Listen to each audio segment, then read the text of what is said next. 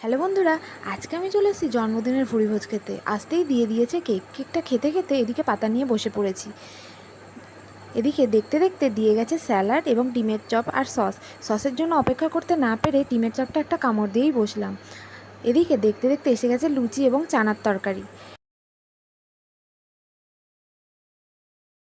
লুচি চানার তরকারি খেতে খেতেই চলে এসেছে অন্যদিকে ফ্রাইড রাইস আর চিকেন কষা, ঝাল ঝাল চিকেন কষা, একদম নরম তুলতুলে, যা সুন্দর সেদ্ধ হয়েছে না, ওফ, ভেবেই জিভে জল।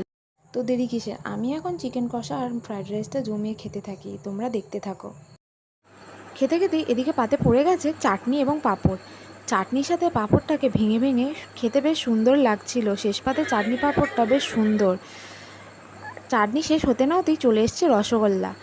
রসগোল্লাটা আমি বেশি খাইনি, তাই একটাই নিয়েছি। তারপরে শেষ পাতে ছিল কোল্ড ড্রিঙ্কস। আমার খাওয়া তো শেষ। ভিডিওটা যদি ভালো লেগে থাকে তাহলে একটা লাইক